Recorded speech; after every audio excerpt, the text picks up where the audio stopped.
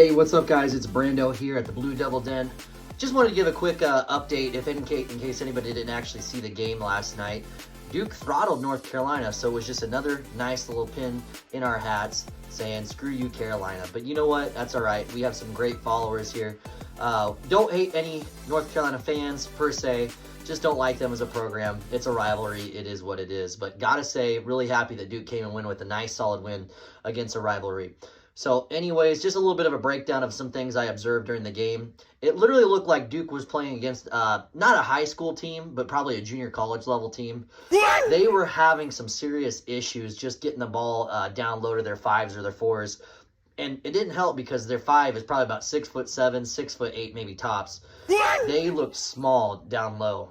They couldn't hardly do anything. Anytime one of the guards had decided that he wanted to try to go inside, was looking for anyone down low. I think one of their guys was Washington and Luby. I called him Lube because it was just easier to say. But anytime they'd go to them, they'd turn around, try to do something, or try to back down Malawach, which is definitely not going to happen. He's a 7'2" beast from Sudan. I mean, the guy is just a tower. He's a giant tree, literally. And that's what it looked like, is that they were just having some hard times getting that ball down low. So they couldn't get anything going down low. So what they had to do was try to get open as much as they could around the perimeter. Now, the other issue with that was when they were open, especially more so in the first half, they were having a hard time actually making those open threes, and they were getting open several times. So give credit to Duke, especially in the second half, defending that, defending it around the first half of the game, just really stopping them. Anytime R.J. Davis went up to shoot, he'd try to do a step back because that was the only way he'd be able to create separation in order for him to make the shots. Another observation, point guard Elliot Cadeau, however you say it, he made some really bad decisions in the first half, which kind of gave Duke a lot of momentum. He tried to find, and you can't blame the guy. He's trying to make something happen. He tried forcing errant passes, errant throws across the court. Duke would sniff it out. They have a lot of range with their bodies. Something also pretty cool is when Duke's second team kind of came through there, our power forward / center Brown comes off the bench, transferred from Syracuse. He is a rebounding machine, but the thing that goes unnoticed is that his defense is phenomenal. When he comes in, they don't miss a beat. So as long as Duke starters are defending, it's really hard for teams to kind of get out in front and just beat Duke. I mean, look at NC State. They started really well in that first half, but come around that second half, they started struggling, and a lot of it had to do with the defensive pressure that Duke was kind of giving them. So I liked at the end of the game when North Carolina started coming back. It made it just a little bit more interesting, but the gap was just too wide. I think at one point we were up by 30 points midway through the second half. The game was long gone. People were kind of waving that white flag, which is wonderful for us as Duke fans over here at the Blue Devil Den. But really fun game to watch. It's always nice when you get that win.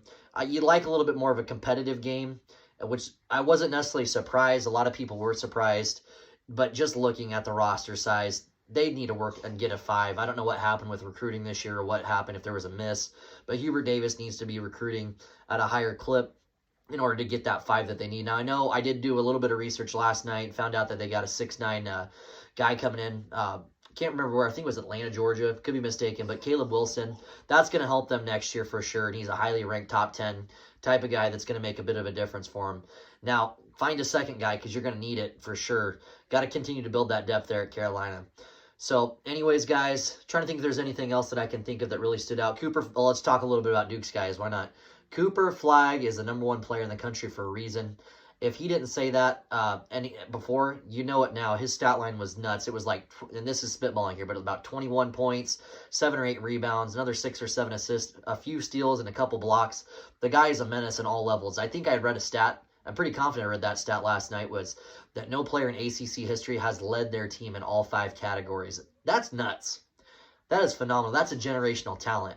So when you get a guy like that, obviously he's going to elevate the program. Now, he does make his freshman mistakes. You've seen that during the Kansas game and the Kentucky game, more so where towards the end of the game he tried taking over. That's great that he's trying to take over the game, and we love seeing that, right? You got to have your star players step up in order to win those games. So, like seeing it early, it's okay that they had those losses.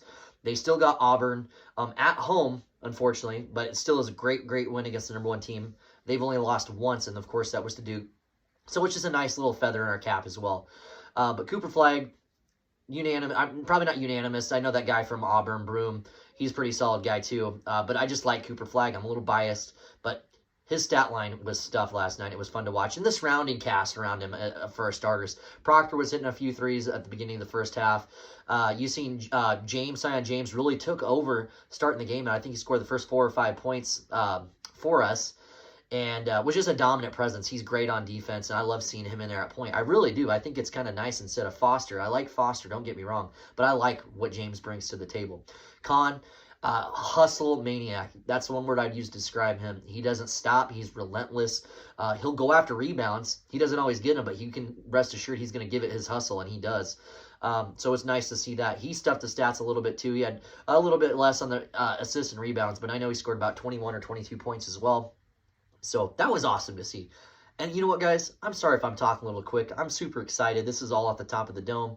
Just some quick rundown of what I did see. But I tell you what, Duke looked the part.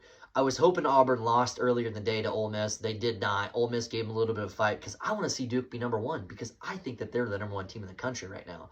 I really do. And I don't think too much about the NC State game. That was a trap game. They had our number twice last year. They came out.